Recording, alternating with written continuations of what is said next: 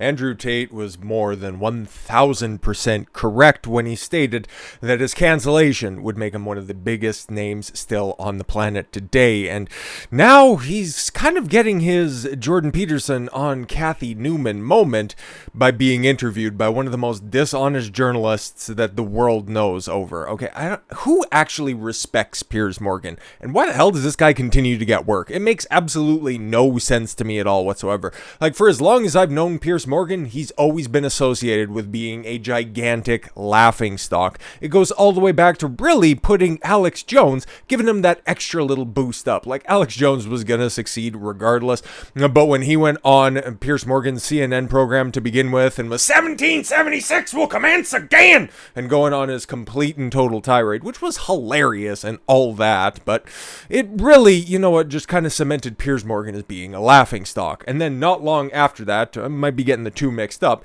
he had Ben Shapiro on the program, which was probably, is that before? Yeah, it really was before Ben Shapiro started to stump around on college campuses, destroying feminists with facts and logic, okay? And he made Piers Morgan look like a total fucking dork. Justifiably so, because, again, as much as I don't really pay that much mind to Ben Shapiro, yeah, he really destroyed Piers Morgan and exposed the tactic, which he's going to be using, because I seen that 6-minute clip that's out here. Now we're going to take a look, and we're going to be doing a live watch-along, okay? I don't know how long this is going to be. It's probably going to be closer to about 2 hours, so this is going to be live to tape. At least that's what I'm hoping here. We'll see how it ends up ultimately working out, but I'm going to have it on $1.25 speed, so if everybody seems like they're talking on speed, yeah, that's the entire reason behind that. But yeah, so it'll look a little bit not too dissimilar from when Piers Morgan was talking at trying to grandstand on Ben Shapiro. And like I was stating before, Ben Shapiro exposed one of Piers Morgan's favorite little tactics that he has in these quote-unquote debates, that he likes to attribute a bunch of horrible atrocities onto the person that he doesn't agree with, okay? And he already, because I got this right here up at the beginning, because I also noticed, okay, and the reason why, because I wanted to talk about this, but then I seen that it was an hour 14 long, and, you know, listening to Piers Morgan for over an hour just sounds like I'd rather wax my balls with a strip of duct tape.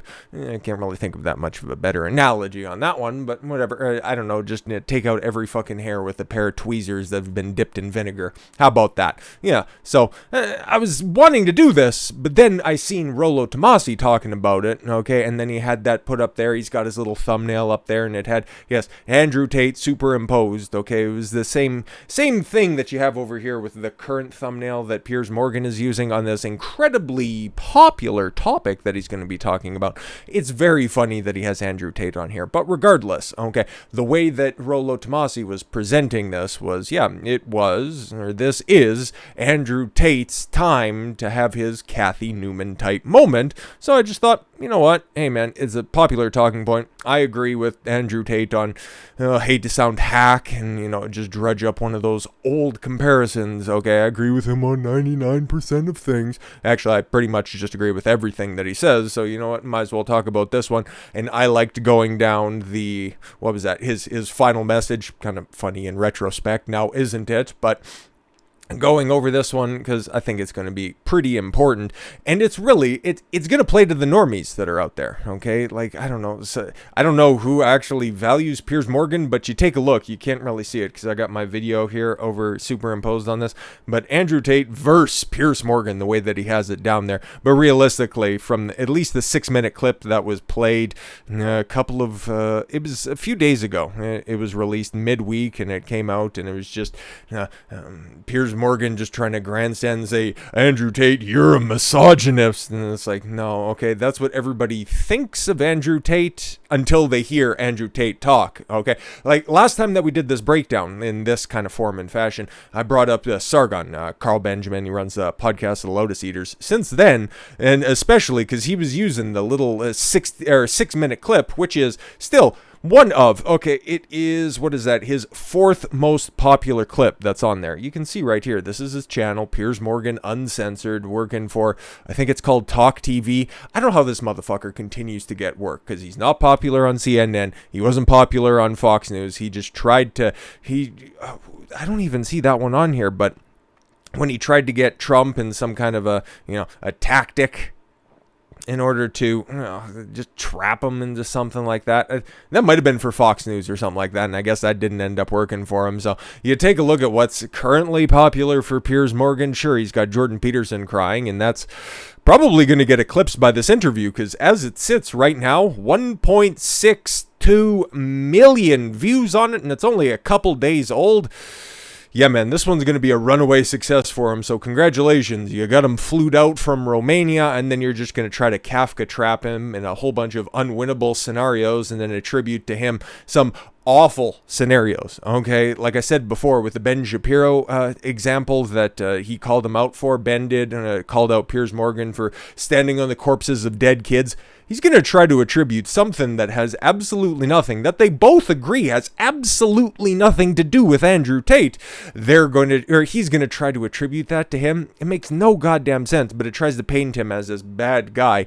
I think it's one of these attempts to just really trying to, I'm going to be the guy who takes down the evil Tate, and then all of the feminists are going to like me. Get fucked, Pierce. That's not exactly what's going to happen at all, okay? Nobody likes you. You're a man of no home. The right despises you from your different takes, your just abject failure, and your lack of information repeatedly. You continue to have these gun debates that are out there, but you never learn anything from the situation. You just continue to plow through straight ahead with your abject lack of knowledge on any fucking subject that you want to talk about. You continue to fail in every single point. If you were any form of a free speech warrior, which I don't even know what that means in today's day and age, okay? You just want to go forward. Everybody that you agree with is fine, and then it's just kind of a little bit of a dice roll for anybody that you don't agree with. Like, just get fucked, okay? Nobody wants to hear from you. And then if you're trying to curry favor by taking down the evil misogynist Andrew Tate,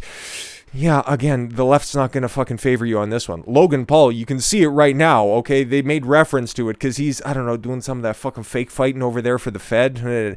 I guess he's getting a title shot because, I don't know, the fucking Fed needs to sell some tickets for their Saudi gig. So Logan Paul versus Roman Reigns is a big wrestling match, and then they name-checked Andrew Tate, and nobody fucking likes Logan Paul. They all still remember that poor swinging Japanese guy out there in the forest, and they don't really want to forgive him. And they still remember that he was out there crying on all the mass media that's out there when he was trying to beg and forgive in order to get his platform back. Andrew Tate's fine. He has his millions and millions of dollars, and the more people start to hear him, and the more these idiots, in an attempt to try to take him down, give him a platform to speak what he's talking about, which again, I've been listening to the dude for years at this point.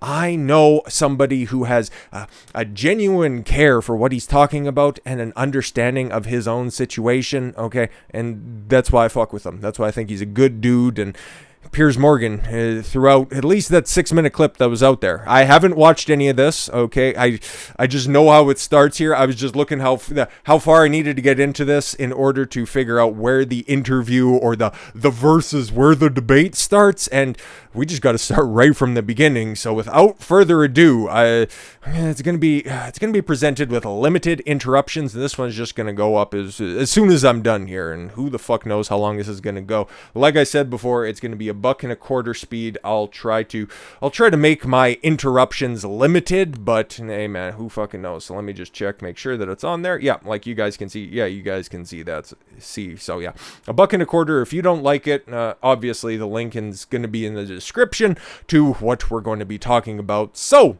without further ado, first and foremost, yeah, I know I'm going to be stopping here right fucking quick. So we'll just we'll let Piers make his introduction, and it's a fucking doozy.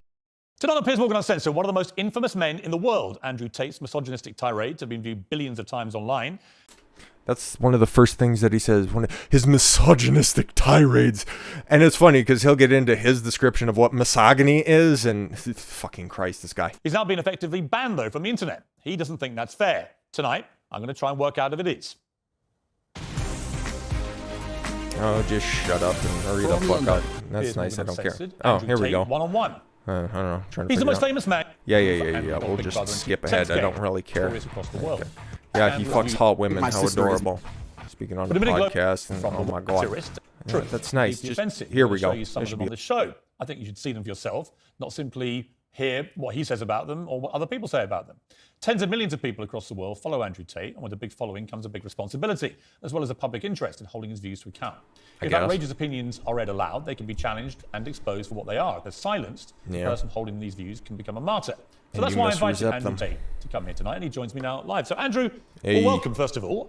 You come all the way from Romania to do this interview. Correct. God bless. What do you hope to achieve from this interview? Why are you here? It'd be interesting to have a conversation with you. You've certainly been the subject of your own divided opinions in the world. There's a lot of people who would say some of the things you say are perhaps dangerous or toxic. So I thought you'd be a good person to speak to about this subject. You know what's great about Andrew Tate? Okay, a bunch of different things, okay? But the way that he introduces himself is categorically different than the way that Piers Morgan introduced Andrew Tate from the offset. His misogynistic tirades are constantly played all over the internet, and the way that Andrew Tate comes across is like, well, you know, you've had your own, crosses up with and brushes with cancel culture, and you know what? Hey, man, I think that you'd be probably the right guy to talk about. Andrew Tate's not fucking stupid, okay? He knows exactly who he's talking to. He knows that, I don't know if he knows for sure if this was his entire tactic. It's got to be somewhere in there at some point or another. But he knows that Piers Morgan is definitely the guy, okay? If he's trying to raise his profile, if he needs an easy interviewer that's going to come across abrasive, nobody's easier than Piers Morgan. So he tries to relate with him to begin with, but oh, no. Piers Morgan definitely has a fucking agenda. Let's see where this goes. I didn't know much about you before this year, and then I suddenly became very aware of you as the world did, because, as I said earlier, you were the #1 subject searched on Google ahead of Donald Trump. I didn't think it was even possible. Why did you get suddenly so popular / infamous, do you think? Well, the Hustlers University cutting up clips had something to do with it, and the fact that there's an over-feminization in the world probably definitely had something else to do with it. And I'll just throw that out there. That's just my thoughts on it, and we'll see what Tate has to talk about it. I exploded. I certainly didn't do that with magic. I've been on the internet for a very long time.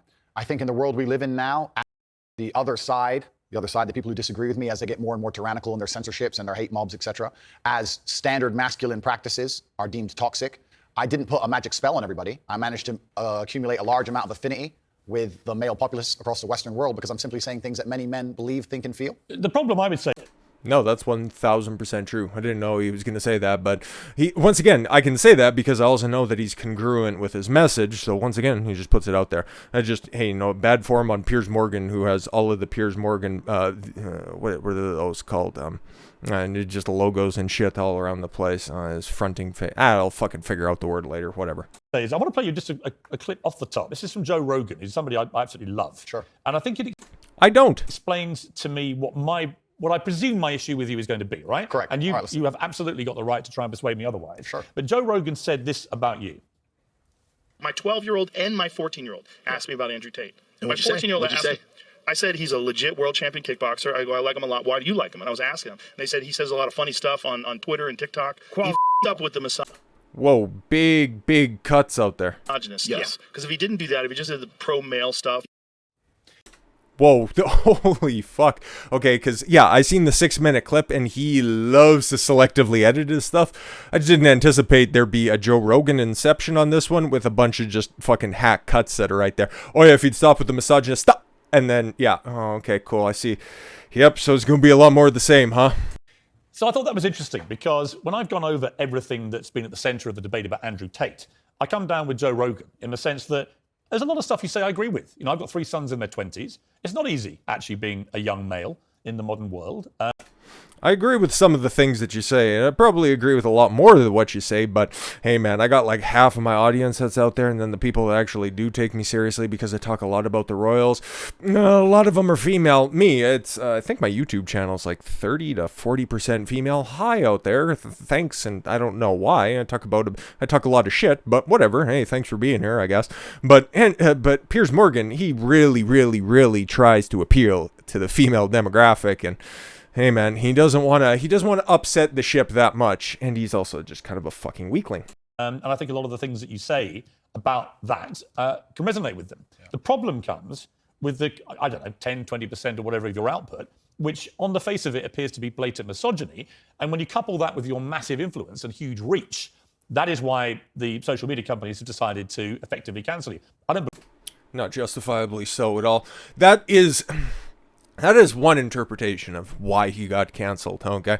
Yeah, okay? He says a bunch of things, okay? And you can misconstrue them, and you can purposefully shift his words, like he's obviously going to do, because, yeah, I've seen a little clip that's out there, and what a lot of other people do as well. But when you listen to everything fully stretched out, the full-length interviews, he clarifies his position, like all good people do, and I've seen this playbook go through before. This is exactly what happened to Jordan Peterson back in 2016, 2017, around that time, purposefully taking little clips out of context, okay?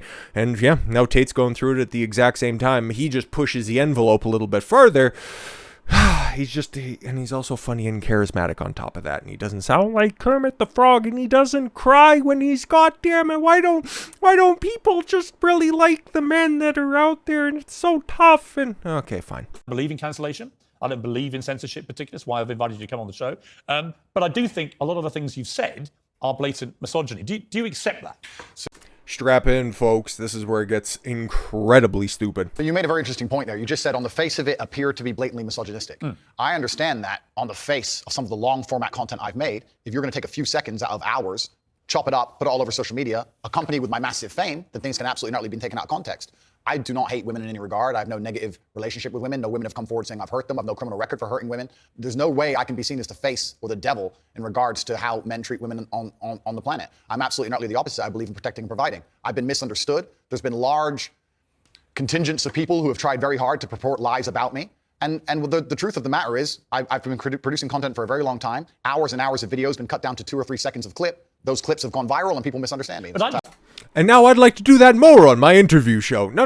The way that Tate kind of categorized the way that what Piers Morgan was talking about, he pointed out how many caveats are right on top of that. You see, to purportedly, kind of, maybe, potentially, a lot of the stuff that you say is misogynist. If you just actually cut down to what you want to say, okay, instead of trying to remind everybody that this is Piers Morgan show, PiersMorgan.com, oh my god, make sure to follow Piers Morgan on Twitter and all that fucking nonsense stuff, because you can't actually get a hold of Andrew Tate because he's fucking canceled off of everything. Okay, yeah, whatever. We'll just get back to this. He's just very...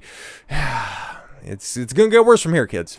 See, I think you've used this phrase to be taken out of context, and I'm not sure that is correct in the sense that it still comes out of your mouth. And some of the things you've said, I just think are blatantly. Well, let's do them. Let's hear them. Let's go through some. Sure. Right. It's funny.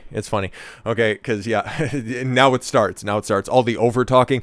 And I brought this up before, okay? And it's another thing because you guys might know if you've watched the content for a while, but I'll just recharacterize it for a moment. One of my favorite comedy shows, informational shows that were out there for a long time that you can go watch all the old VODs of over on YouTube, okay? It's the old Opie and Anthony show, right? And they had Larry King on a couple of times, and he was, and he was giving an interview, which ended up kind of turning into interviewing the hosts at one point or another. But I really respect Larry King, okay? Towards the end, he started to get a little bit too fucking out there. Oh, what happened to the groceries? If you know that story, that's kind of ridiculous. But anyways, he put out a very good point when it comes to interviewing people, and it's something that I learned contemporaneously to Larry King, really putting words to what I was thinking and what I was learning at the time, because when I went to college, I got my exercise physiology degree. I'm a certified personal trainer, all that good stuff. Now, when you're talking to a potential client or somebody that you've worked with for a while, you have to understand their scenario. You have to listen to what they're talking about. You need to be doing about, if you're to just put down a percentage, okay, you should be doing about 30% of the talking, while your client or the person that you're interviewing should be doing 70% of the answering, and that you listen to answer, you don't listen to respond, okay? That's very important. And the way that Larry King emphasized that is, okay, everybody knows whose show this is, okay? You've got all the signage that's up there on the set, on the banner that runs down below. Nobody's fucking mistaking that this is the Piers Morgan show, okay? You don't have to be doing so much talking. And because, yes, the little clip that went out before, and I didn't want to do that. A lot of other people covered it. I was waiting for the full interview because I think Tate deserves the entirety, the full-length interview, uncut, unedited, okay, in its full form. Because, again, yeah, he gets taken out of context text all the fucking time, and then he gets painted as a misogynist, and oh my god, he hates women, and he's a human sex trafficker, and all that other fucking nonsense. I think that paperwork, according to Tristan Tate, when Fresh and Fit were over there, they were talking and saying, Tristan was saying that investigation is going to get wrapped up, and then the lawsuits are going to start flying. Then Atri is going to get a fucking lawsuit, and it's going to be wonderful. But yeah, like what Larry King was saying, okay, you don't have to. Everybody knows it's your show, okay? You don't have to be interviewing somebody by saying, okay, this was the example that he gave, okay?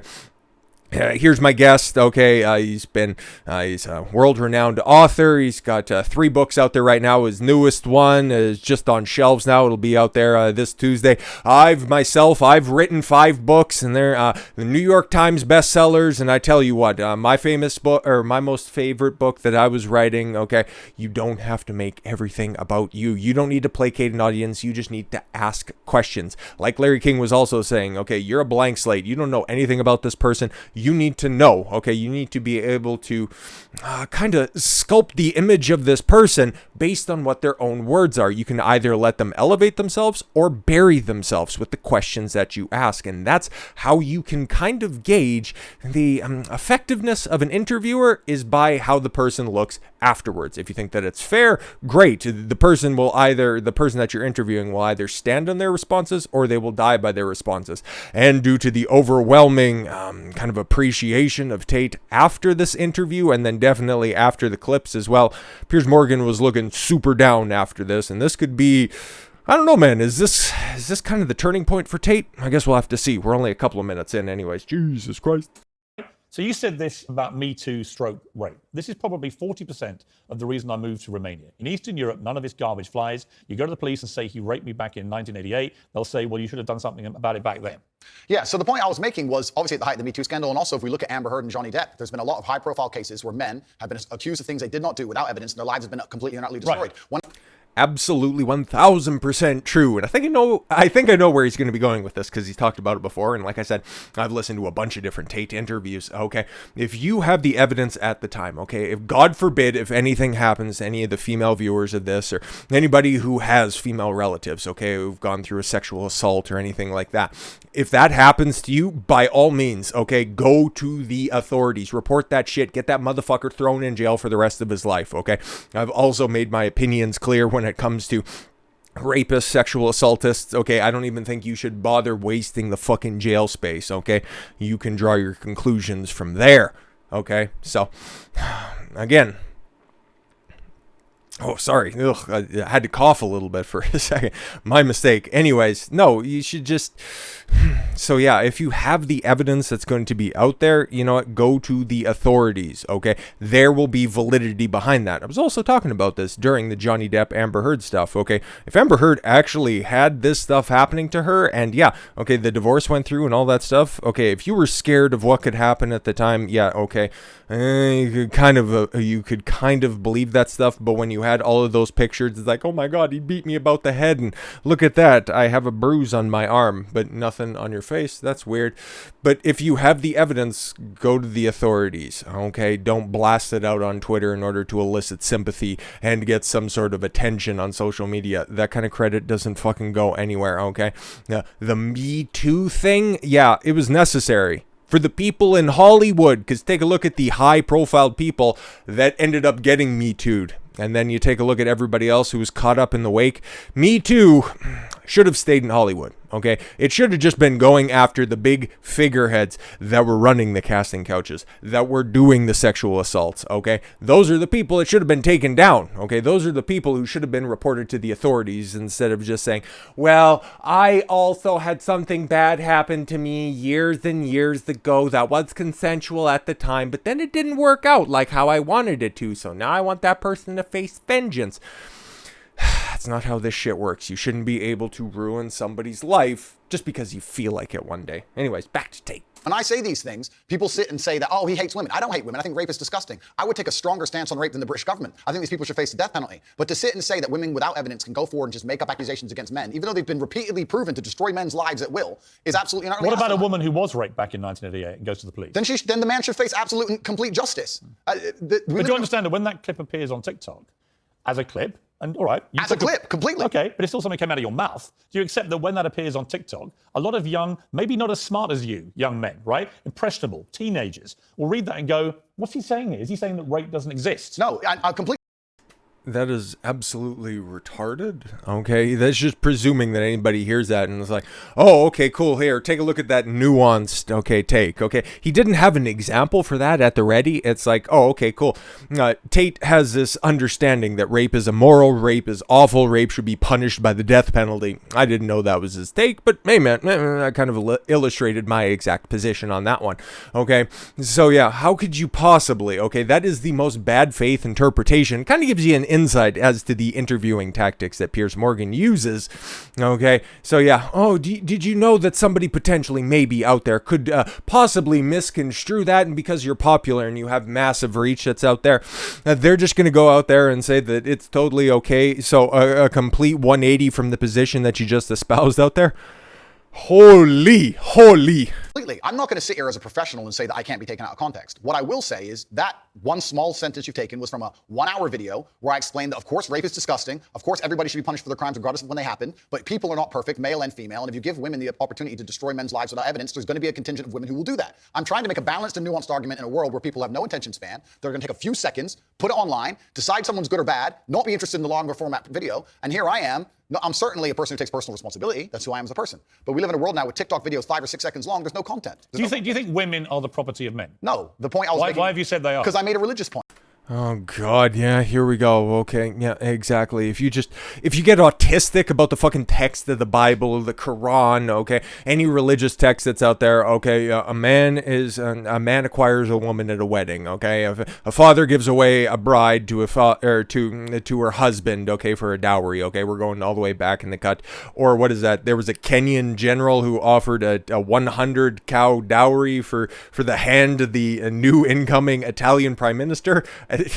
Kind of a funny situation, but regardless, whatever, okay? Just getting, autistic about the words. It's like, you're not helping anybody. Who the fuck are you trying to appeal to, you goddamn blithering idiot? I said that when a man marries a woman, the woman's father walks her down the aisle, and hands her away to the man. Traditionally, this is what it says in the Bible. I'm a religious person. I believe in God. I live in the most religious country in the world. So you do think that the woman becomes the man? I think she takes his last name. I mean, let's watch the clip that you said about this so that we can get it in context. So I think my sister is her husband's property, yes. Wait for deceptive editing. This was in the 6-minute clip. On the aisle to marry the groom, the father walks next to her and gives her away. True or false? But I've been married twice, as it turns out, and on both occasions I didn't believe that the woman was being handed to me as chattel, as property. Perhaps the way the reason I'm asked that question repeatedly, and I'm asked in a loaded way. So would you rephrase what you said there? Now, that's an interesting point about phrasing. The way I would say things before I was famous, I have to take personal responsibility and accept that if I make a video that 500 people see and 1% of them misunderstand it, that's not a problem. If I make a video that 5 million people see and 1% of them understand. So specifically on that point, I think my sister is a... Why doesn't this motherfucker want to address anything that he just gets curb stomped over? Okay, yeah, okay, yeah, Tate, okay, you could misconstrue that, okay, saying that even 1% of people would willingly misconstrue that, that's retarded, okay, I don't think anybody's actually doing that, but yeah, okay, for argument's sake, and then Tate lays out, yeah, okay, the way that I say things beforehand, before I exploded, because again, yeah, he had the tactic going on to different platforms, okay, saying salacious things very charismatically would get him a certain amount of fame, but did he anticipate becoming the most Googled man, the most popular man, the man who successfully gamed the YouTube algorithm? Nobody could have foreseen that happening, okay, that was something that Peterson couldn't do, that is something that Trump, you know what, hey, he's the only other equivalent that's out there, but nobody got as hot as quickly as Tate, and then his fall as exponentially as that, and then now, because he doesn't have the avenues to go out there and dispute any of the claims that are out there, you can just go ahead and then just have all of these criticisms, these unfair criticisms just lobbed at him from orbit. A bit disingenuous, don't you think? Husband's property. She took his last name. She married him. She wanted to join his family. She has said it herself. Right. So she's still a sovereign individual. She's absolutely not. But property means that the husband owns your sister. Listen, my friend, if you want to argue about this, you need to go back to the Bible, to the Quran. You need to argue with religious. No, I'm not talking about anything in the Bible or Quran. But that's what it says. No, I'm asking you what you think. I think that if a woman marries a man and she decides to take his last name, that they have different roles and responsibilities within that marriage, and I believe that. That's not the question.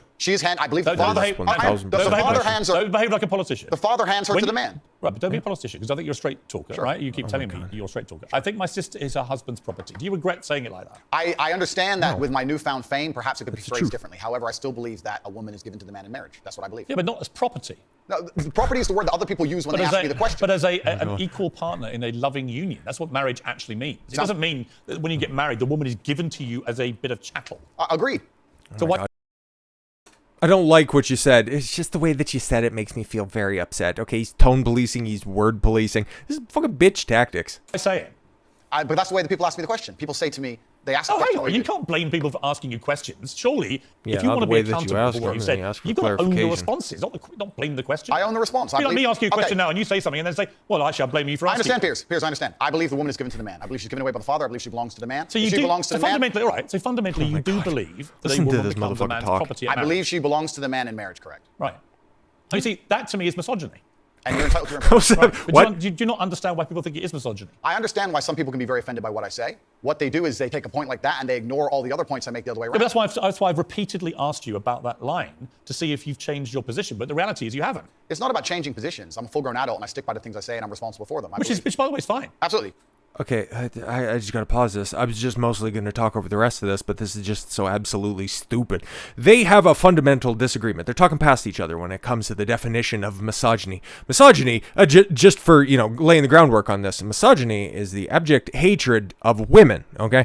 What about that? Okay, defining and using the classical definition of marriage is in any ways misogynistic, okay? And then even with Tate's clarification that, yeah, okay, there's certain roles within a marriage, and then just going through just the traditional methods in order to go through with the marriage. There's nothing misogynistic about that. That's just describing fucking life. But Piers is not listening to engage in a conversation. Piers is listening to respond with his already predetermined questions. He's a fucking hunk of So shit. what you did say at the start of this little exchange, you said, I wouldn't maybe say things the same way now that I did before I was famous. And yet, actually, you've doubled down and said exactly the same thing. On certain points. So that is what you believe. And that's my point. Yes. I'm trying to I work just out. Look, I don't know apologize. you. We've just met, right? Yeah. I'm trying to work out who Andrew Tate is and what you actually believe. I don't want to twist anything at all. Then let me make it very, very clear to the camera. I believe a woman is given to the man in marriage. I believe that. Yeah. I also believe a man has a duty to protect and provide for her. I believe a man should lay down his life if something happens or his wife's life is threatened. I believe that women and children first are on the lifeboats. But I believe that men. But a man doesn't own a woman. It's not. No. It's Unless okay. they literally buy them as a slave. Well, obviously, we're not talking about that. We're talking about religious, biblical marriage. We're talking about something else. Yeah, but I'm a Christian. I don't believe that I own my wife. Do you believe your wife was given away to you? why She you've took your been- last I name? believe married that there is twice. a process where a father traditionally walks his daughter down the aisle and hands his daughter to this man, and they stand there and become a union of two loving So we people agree. in a partnership. No, there's no ownership involved. I didn't say he's not selling her. The father of the bride isn't selling his daughter. No, absolutely. That's But what property she means. It's She not- becomes a it's not member like of your a house, family. is it? I think we're arguing over semantics. We're That's not, what though, we're because fundamentally, I don't believe a man owns a woman. You do. Well, I don't think a man Bruh. owns any sovereign individual. I don't think we live in the world of slavery. I don't own any men or any woman. Right. Nobody owns When you anybody. use phrases like If you property, want slavery, that's what go you back imply. to him That's- at least. And so my point again is, you're a smart guy, right? There's no denying that. You're smart, you're a good talker. I've seen a lot of the stuff. But what I don't think you quite fully understand. No, I understand is very well, when Piers. young, impressionable people I understand who that are very not well. as smart see things like, I think my sister is her husband's property, yes, and you've just reaffirmed that belief. They think that they have the right to own women. I understand that very this well, is so Piers. tismy. Which is That's why people think you're a misogynist. Completely. I understand all of this very well, which is why when you're saying I was backtracking, I'm not. I'm Do you have saying, any regret, though, over the way you phrase this stuff? well, this is the point I was trying to make. The point I'm trying to make is, Okay, before Tate goes any further, this is retarded, okay? The fact that he has explained the entire situation, okay? He was talking about what happens in a traditional marriage, okay? He was describing the process of marriage, okay? He's laid out his entire platform, but Piers Morgan was anticipating that Andrew Tate was totally going to backtrack. He was going to cave to him. He was going to apologize for the verbiage that he was using, but Tate is a real fucking man, and he's not going to apologize for anything that doesn't need apology, which none of this does. He's using the textbook definitions that are out there. Piers Morgan knew what he was going to say. Andrew Tate could be literally anybody else. He could have a cardboard cutout wearing a Top G t-shirt and it wouldn't fucking matter. The questions would be exactly the same. This is bitch argumentation. Okay, you can see it fucking 3 days a week on Fresh and Fit if you'd like to. 10 p.m. For my time anyways. when I was not nearly as famous and I was making long format content, I was not sitting there anticipating I'd become the most Googled man on the planet and that a few seconds could be taken out of context. That was not my anticipation. No, but it's I still didn't what you plan. believe. It's what you believe now. So what's the difference? It's not about.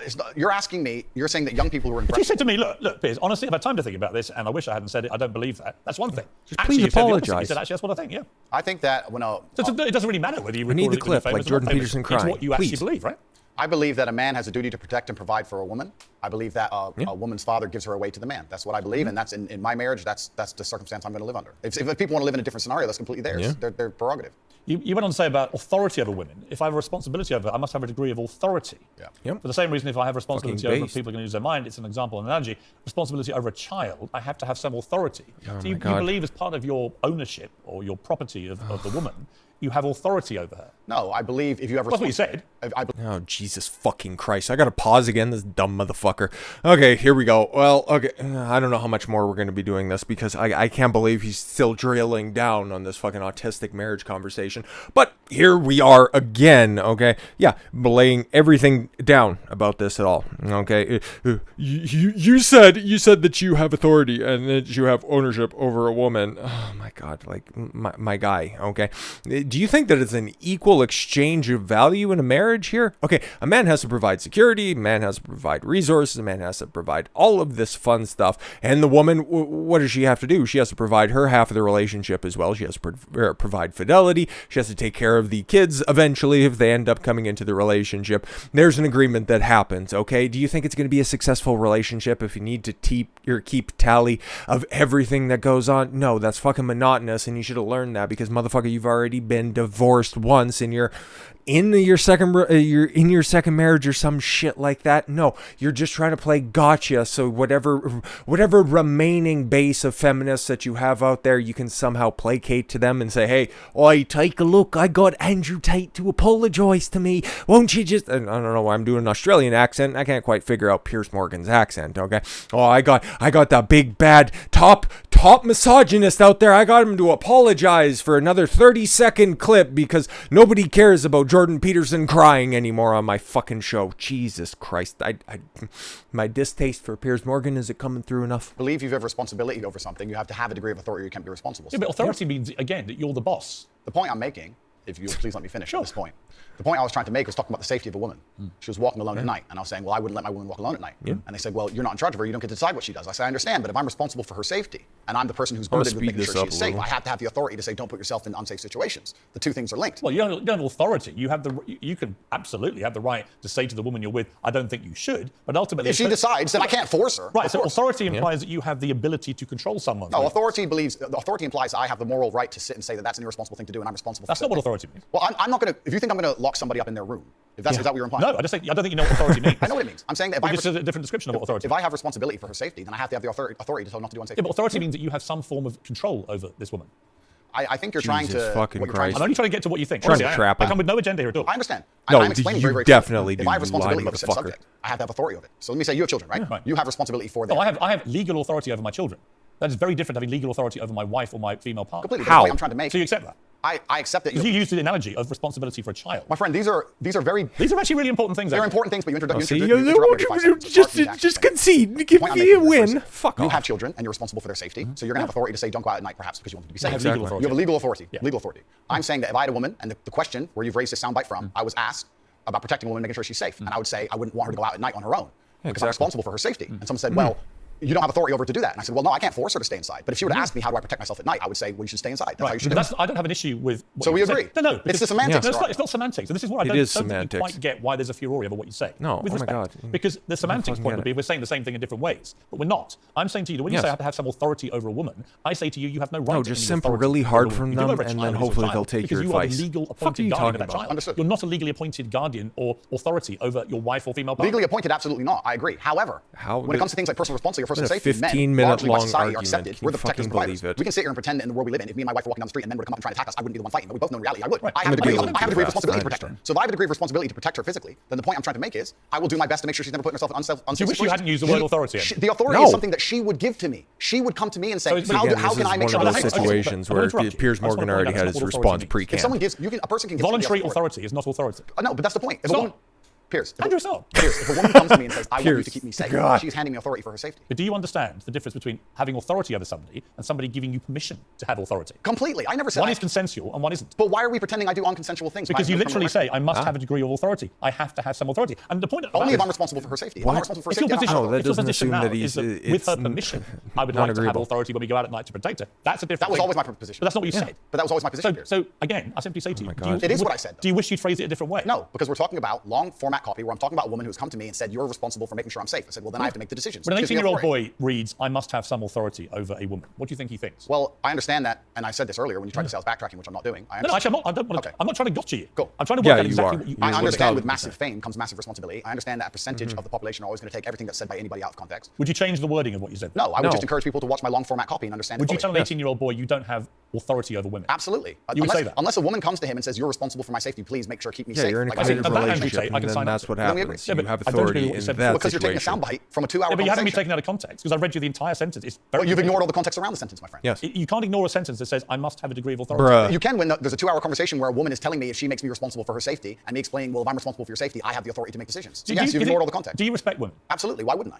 Do you think that 18, 19 God. are more attractive than 25-year-old women? I think there's attractive people. That's a loaded question. I don't know. Well, it's not really, is it? I can't You know say- why I'm asking it? Of course I do, but I can't sit Well, here and for say. the benefit of viewers who don't know why This I'm was asking, from you the said this 6 in minute general. long clip. This is also one of the reasons men find youth attractive. You want to blow up the internet? I'll blow up the internet right effing now. The reason 18 and 19-year-olds are more attractive than 25-year-olds is because they've been through less dick. People say, Yeah. oh, you can't say that, but yes, I can. A 19-year-old is more attractive than a 26-year-old woman, and I'll tell you why. Because that 26-year-old has talked to more guys, been to the club more times, been effed and dumped more times, more arguments, more mess, more for me to clean up. That is misogyny. Why? Because you are encouraging a mindset about 25. Okay, I've gone on long enough when it comes to that shit. For fuck's sakes, my guy. Okay, yeah, listen, an 18-year-old, on the face value of it, okay, let's just presume, let's presume you got your average 18-year-old, 18, 19-year-old, and then you got your average 26-year-old. Who has a higher body count?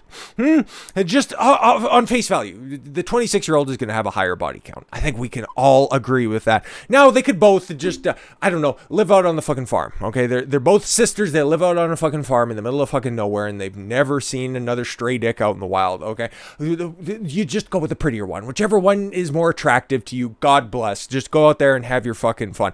But for the average girl that's out there in the wild, yes, you would go for the younger one, because that already presumes, without getting to know this individual, that they have less baggage behind them. For fuck's sakes, it's going to be a more copacetic relationship. You aren't going to have to parse through all of the fucking details, deal with all of the additional hang-ups of, oh, this last guy, he was so mean to me, and I don't want to go to this place because this last guy that was like, don't want to fucking deal with that stuff. I just want to, what is attractive to a man is not attractive. It's different. It's a difference in attraction. Men find inexperience attractive in a woman. Women find experience attractive in a man. If a woman has been everywhere, okay, if there is nothing new that a man can show her, it's not fucking attractive, okay? If she's been through 50 dicks, anybody who's out there saying, oh, I like older women because they can go ahead and they can teach a young guy, that is big fucking cope, because that's the only thing that you can attract, okay?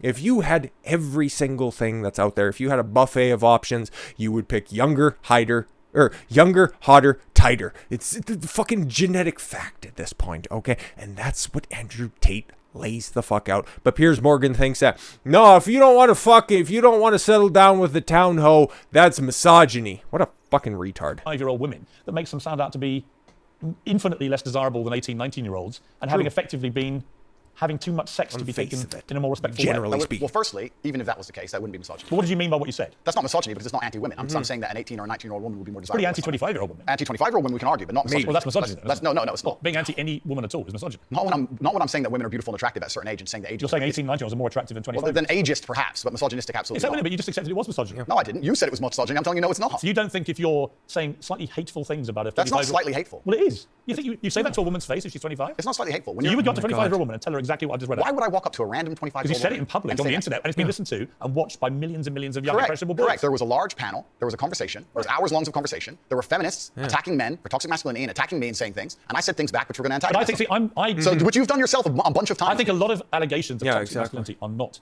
toxic. Correct. I do think that kind of okay. sentence that I just read out, that paragraph, is actually toxic. If you genuinely mean that, and you say you wouldn't say it to a woman's face, but you said it in public about women of that age, I do think that's misogyny. And I think... Okay. Oh, excuse me. Gotta stop that for a second. That's just so fucking retarded.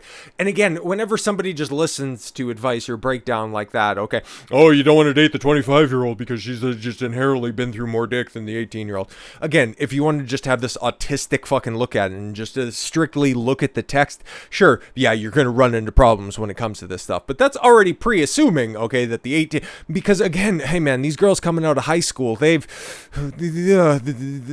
a different fucking time. Okay, we'll just go ahead and say that. Maybe the 26-year-old, maybe she's made good life decisions, okay? She's had several long-term relationships. Maybe she has a body count of, even if you just break it down, okay, maybe she has 2 or 3 bodies, and then the 18-year-old, she's been to a couple of different fucking high school parties. Maybe she got a fake ID.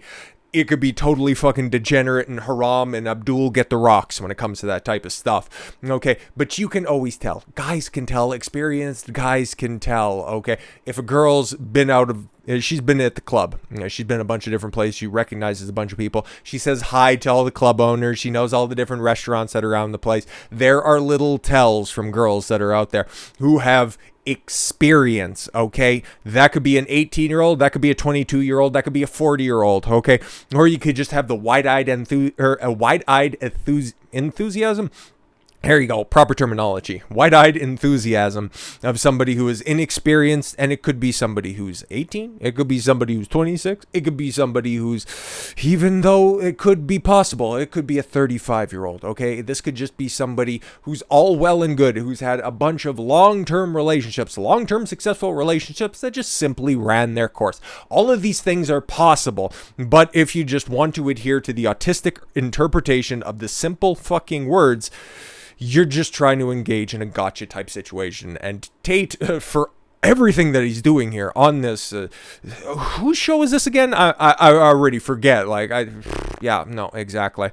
No, he's trying to engage in a gotcha type situation. He just wants those 30-second clips. But Tate, right now, 22 minutes in, is doing fucking aces, my guy. You probably do too. I don't think it's misogynistic. I understand why it can be insulting. You wouldn't say it to a woman's face. Well, it depends. You're making it out like I'm walking around the street going up to random 25. You're doing it to tens of millions of people online. There's no difference. Not at all. We're discussing a topic. We're discussing the ideal age of a man. Should young boys, right, in their teens, are you comfortable that they would have that mindset? Be honest. I think that young boys in their teens lack life experience. They lack nuance, and they need to be very, very careful what they're digesting online, whether it's my content or anybody else's. I think you know for a fact millions of them are digesting exactly what you're saying. Completely. The entire internet, to a degree. Not everybody's as stupid as you interpret them. Come back to Joe Rogan, Andrew. A lot of what you say, I agree with. Yeah. Right? I do, genuinely. I've read a lot of stuff you say. A lot of the stuff you talk about, I think it's got a good point, right? So we agree about a lot of things.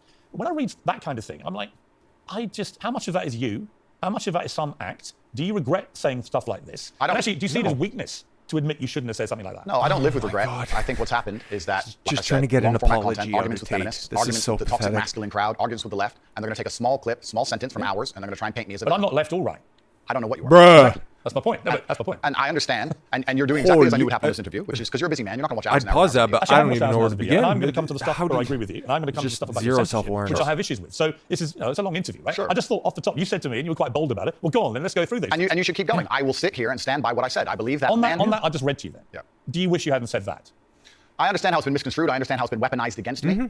Do I regret it because it's been weaponized and used against me? Well, that's slightly annoying. Did I at the time mean what I said in the context of the conversation, which obviously you're not familiar with and the people at home are not familiar with? No, I meant what I said. Yeah. 25-year-old women that just talked to more guys, been to the club more times, been effed and dumped more times, more on average, for me to clean up. Generalities. There's a whole bunch of context and conversation around that that's been missed, and I don't think I'm missing much context. Well, I encourage people who are interested to go watch it. I mean, I've just read out 3 sentences on the bounce. I don't think 3 sentences out of a 2-hour-long live stream. Fuck off. Between 18 and 90-year-old women. I wasn't talking about myself, even. I was talking with a Muslim guy who was on the panel, and he was explaining how youth is very valued in most parts of the world, and why virginity is valued in most parts of the world. The feminists were arguing against it, and I was sitting there actually very much like you, a mediator between the two, explaining why in most of the world still today, perhaps not in the Western world, virginity is coveted, youth is coveted in most of the world, and throughout all of human history. And I was sitting there making the point, explaining why in certain parts of the world they think how they do, even though it's very different to the Western world. So I was making the point, mediating between two groups very similar to yourself. The conversation has been misunderstood. They've taken this clip of it, and it's been weaponized and used against me. I understand that is because I'm now the most famous Google person on the planet. It's inconvenient, sure, but I'm definitely not a danger to women in any regard. I date women 25, 26, 27 years old all the time. None of them are offended by the things I don't think you're a danger to women. I think the danger, if it's all personal preference. wants at the, The end of the danger day. is the influence you have on young men to have this kind of mindset about women. And that's really where I'm trying to get to what you really believe and how much you've just shot off because you think it's like entertaining and you haven't really given it much thought. And whether now you're a bit older and you've had all the fallout, whether part of you is thinking, actually, if I had, as Joe Rogan says,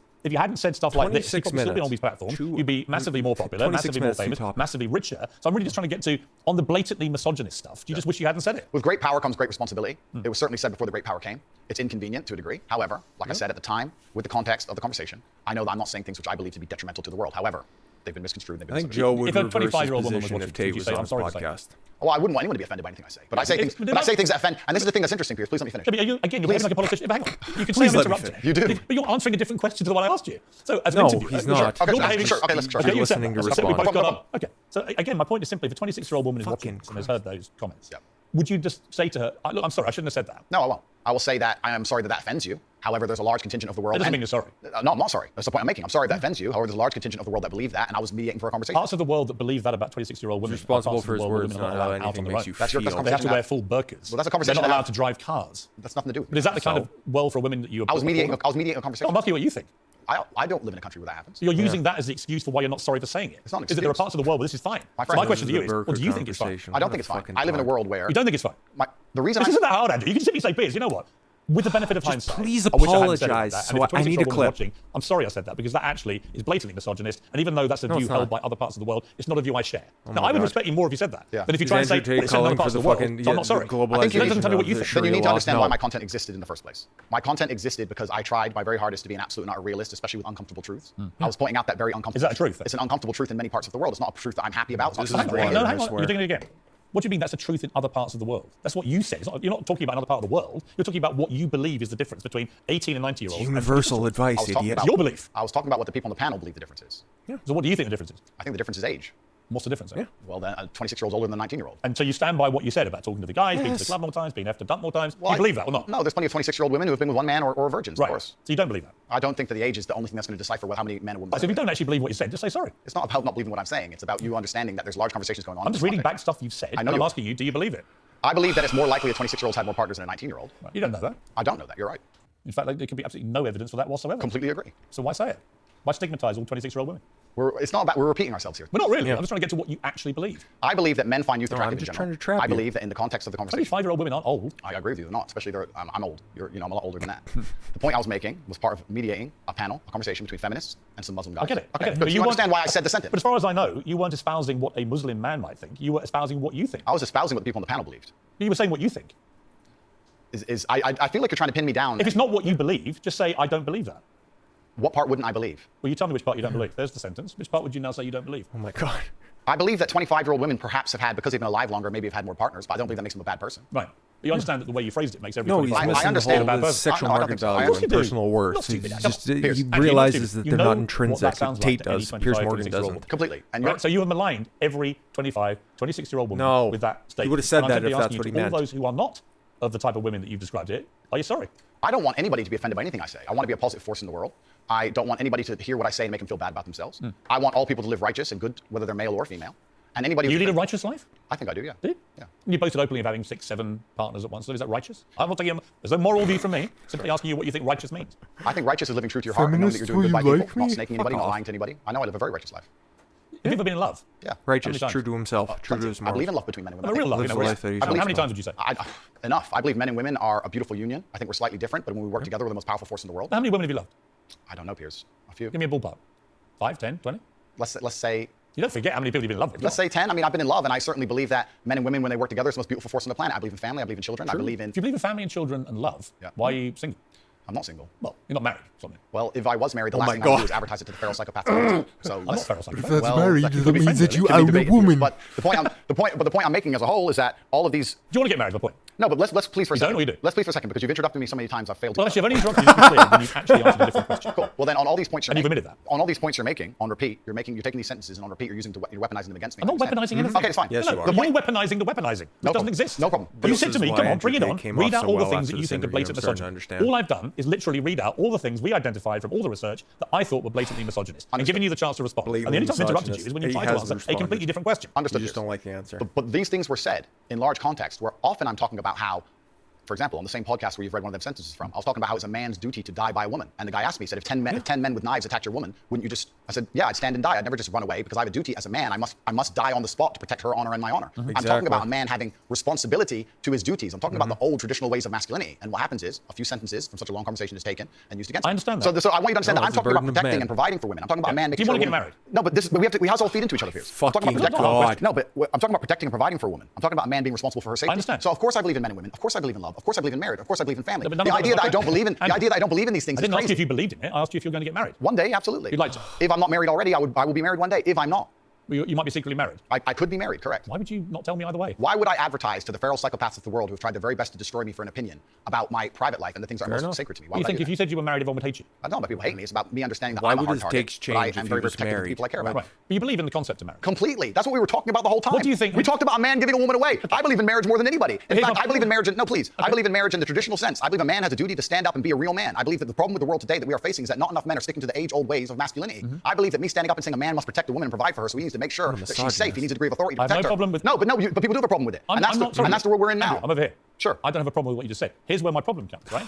There are a lot of clips of you That floating you don't around like on the internet, as you know. 25-year-old hoes. One of them has you saying, bang out the machete, boom in her face, grip her by the This is neck, pathetic. shut up, bitch. In another, you say, slap, slap, grab, choke, shut up, bitch, sex. When people see those clips and hear you say those things, Agreed. well, I don't think that it's not hard to misunderstand it. It is. You might say that it's Yeah. consensual. Other people would say, whether it's consensual or not. It was it's very about a ugly way female to talk coming about in women. and breaking Completely. into a Now house, let's hitting waving them with around a machetes. machete. No, watch the whole video. It's a girl coming at me with a machete and me saying, here, slap the machete out of her hand. She's understand. attacking me. I So you don't understand. understand. This is the exact point. I do understand. No, people don't watch them in full. And this is actually It's what's a interesting. comedy video. And please don't interrupt me on this point. Social media has changed in modern times. YouTube 5 years ago was 5, 6, 7, 8 minute long videos. Now we have TikTok, 10 seconds, 15 seconds, 20 seconds, YouTube shorts, Instagram stories. Now anything you produce that's long form is cut down to very, very short form. They're interested in clicks, they're interested in engagement. course. They find But the you most benefited from all that. the most controversial clips they can And on Andrew, purpose. you benefited from all that. Everybody benefits from social media views. As do you. Was it The Hustler? What is it I had an called? online school. Called Hustlers University. Right. And their whole job was to promote your clips, make you know. rich and famous. So you benefited 16 from this different system, ways. the one you Come now on now. profess to hate. You benefited from I all never that. said I hated You it. clickbaited like the best of them. I never said I hated it. I'm saying what happened. I don't hate it. I don't hate social media. I think it's a very powerful force. I don't hate the social media. I'm saying The point is, I think understand you can it. talk, It might like, not you can all talk be to favorable. girlfriends Sucks and to suck sometimes. Maybe a secret wife. I don't know. It's entirely up Or to you. two. Or two. Maybe you've got 10 wives. That's your business. I don't care, right? My only thing is, I don't care what you do in private. If it's consensual between you and another woman, you can do what you like, right? It's your life. I believe in freedom and liberty. It's when you say it in public, it's the influence that this kind of thing has on young men. Agreed. Right? And I speak with someone with 3 sons, right?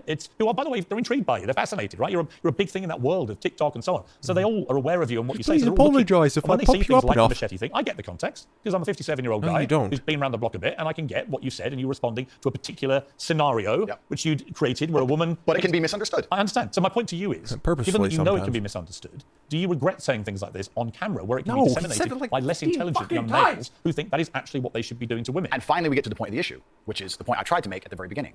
When I made a video before I was famous that got 500 views, me being concerned that 1% of people will misunderstand it was not relevant. Whereas if you start getting 5 million views a video, 50 million views a video, 1% of people misunderstanding Doesn't change it what becomes no, it doesn't. But it becomes a much larger problem. I So understand. with great fame That's true. comes great responsibility. Right. So I agree. Would I, now that Here's I'm my- famous, yes. do I say things the same way as I did back before I was famous? Absolutely not. Right. As neither would you or nearly any other famous person on the planet. So my Once you logical become famous, you have to be a lot more message is careful still how the you say same. things. I understand. So my logical follow-up to that remains: do you regret then saying it the way you said it? I can't live in regret by saying something before I was famous on a camera, which barely anybody watched, and then I became famous afterwards. That would be a very asinine way to view the world. Do I you can't live stand, in, do you stand by all those I can't things? live in regret because I didn't know I was going to become the most famous man on the planet. Regret would be the wrong word. Okay. Is it inconvenient? My Sure. assumption was But I can't sit here and say, probably I wish I knew correct 6 then. years ago I'd be the most Yeah, famous man on the so planet and famous. monitored all of my speech forever. That's asinine. You see, but one of the problems that people have with you is that Oh my God. they think I you tried have a to malevolent apologise, just influence on young please. people. This was the excuse that was put out by the big tech companies. Excuse being the key word. Well, it may be actually. You know, I intrinsically I have a problem with censorship. I don't think Donald Trump should be banned from Twitter, for example, because the Ayatollah of Iran remains on Twitter and other social media platforms. And whatever I think of you, you're not the Ayatollah of Iran, right? So to me, there's got to be perspective here, and I don't understand the inconsistency Allah by wallet. what companies like Twitter, how they treat the leader of Iran and someone like you. It seems to me they're much more draconian on people like you than they are with people who perhaps should not be allowed platforms. But generally, I don't really agree with no platforming people. But I think what's interesting talking to you is it seems to me like you have gone on a bit of a journey of self-awareness about the impact of some of the stuff you said in the past, and you have said you wouldn't say it again in the same way. Now, you may not want to express regret for that, but it shows me that at the very least, you have evolved to somebody who recognizes that these can be quite damaging in the way that you said them. Completely. As a professional and as an adult, it would be stupid for me to sit here and say that now that I'm the most famous man on the planet, my words do not have more impact than they did before. with impact, with power comes responsibility, and things need to be worded in a very careful way. Now, when I do a long format interview, I have to sit there and consciously understand that any 10 seconds of that can be cut and used against me. So I have to be a lot more careful with how I say my words and how I construct my sentences. This of course, we agree with all of that. That's exactly what happens to me. I agree with all of that. And, I don't want to be seen as the negative of influence in the world. I know that there's a whole bunch of men. I get Morgan. thousands of emails a week from men whose lives I've saved. I get thousands of emails a week from men who are on the verge of suicide and I've saved their lives. We're talking about. And by the way, I don't dispute that at all. You have almost certainly, I would think, from everything I've read about you, I think you have certainly been probably able to be very helpful to young men who have really struggled for self-confidence and all that kind of thing, right? Completely. I'm completely prepared to accept that. But there was also, I think, quite a disturbing piece that BuzzFeed did.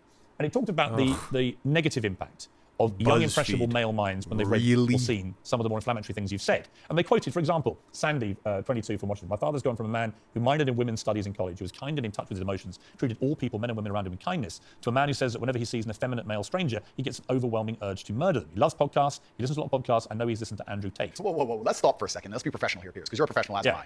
Firstly, she said, did you say that my father went? She said, my father has Her father. That's a full-grown man, firstly. So we're talking about my impact on children. You just talked about full-grown man here. Secondly, I've never talked about murdering effeminate men in anything online ever.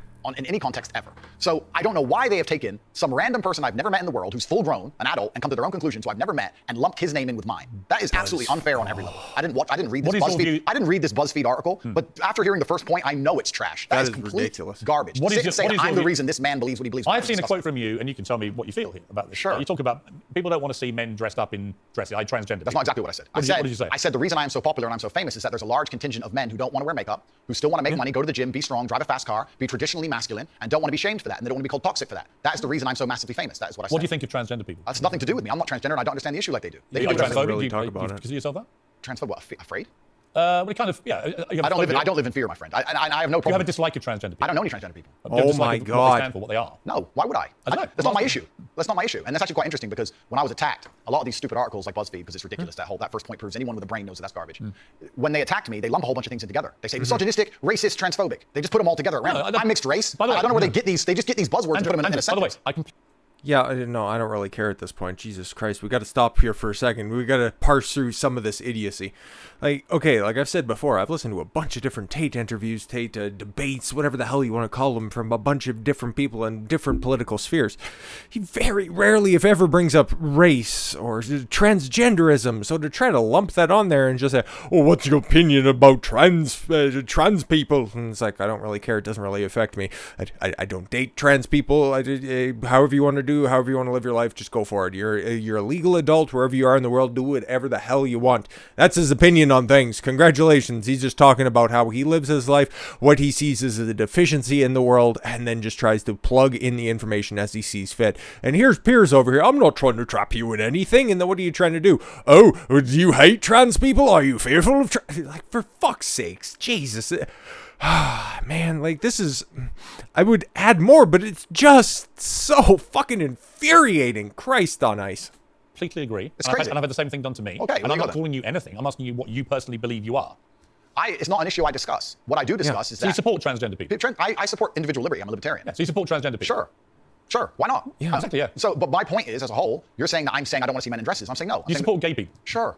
Yeah. I'm saying there's a large contingent of men in the world who like the idea of the traditional masculine view of the world, who feel happy when they watch 80s action heroes with big muscles and they run around, and there's nothing toxically masculine about having a fast car and a beautiful girlfriend and making a bunch of money. And nothing at all. Absolutely. And those are the people who are my fans. But the problem is, okay, I'm going to interrupt you just to say this. No. Okay, but you're saying that I have a problem with men in dresses. I'm saying no. The people who watch my content. That question you've answered. Yeah, but the people who watch my content don't want to see men in dresses. Clearly, I don't wear a dress. That's the point I'm making. Why they're watching your content? No, You're not wearing a dress. No, but that's the point I'm making. That's the point I was making. There's a large contingent of men who are not interested in the things that perhaps the YouTube algorithm's trying to feed I think them. there are lots of, look, when you support masculinity and masculine traits, I'm with you, right? Okay, so you agree a man should protect and provide for a woman? Absolutely. Okay, so you agree if you were walking down the street with a woman, you'd be responsible with her safety? Here we go. Yeah. Cool, absolutely. So if that woman wanted to walk alone, I don't think I have authority over the woman as we do that. Okay, so let me ask you another question, Piers, because we are professionals. Let's say your woman decided she wanted to take a nice little walk through the south side of Chicago at 2 a.m. and she wanted you to go with her, and you were responsible for fighting and dying on the spot if she was attacked. Don't you think you would say to her, "No, we're not going out right now. It's not safe"?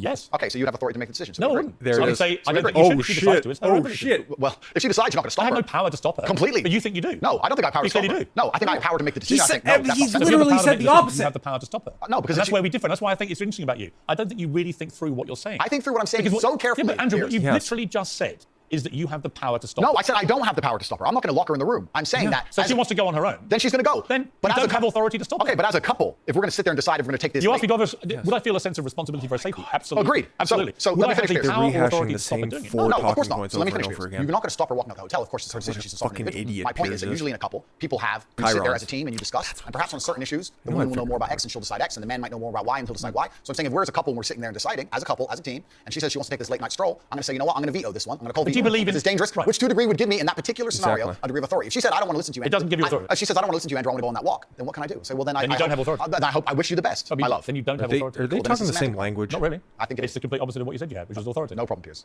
No problem. But I think Let we me ask you actually. about what do you believe about depression? Do you believe depression is a real thing? Oh, I here believe we that go. feeling depressed is real. I don't believe depression as a clinical disease is real now. Really? Correct. You don't believe people can be clinically depressed? take a I think look at the new PTSD is very studies that are real. I'm coming out unfortunately confirming not this suffer point. from that. I know that feeling depressed is real. I believe that the number one power you have against these things are trying to take control of your own mind and affecting your own life. Yep. I believe that it's not healthy to hand over all your power and believe that depression is an outside disease that you can't affect. I know that when I've had difficult periods in my life, and also many of my friends, like I've said, suffer from PTSD and been through terrible things. I've lived a very difficult life, and I know people who have. That the things that made them feel better is when they woke up and said, you know what, I'm not going to allow this to damage me anymore. I'm going to take responsibility. I'm going to get up and I'm going to fight this as hard as I Right. can. And by the way, on that, I agree. So we agree. My favourite speech is the Rocky Balboa one. Okay, so then we agree. No, we here's do. where we don't agree. Piers. You don't. Hang on. Lord. You've got to let me Sure. interject when I don't agree with you, right? Brother. Where I don't agree with you is that there's no such thing as clinical depression. There absolutely is. Well- it's a proven scientific medical reality.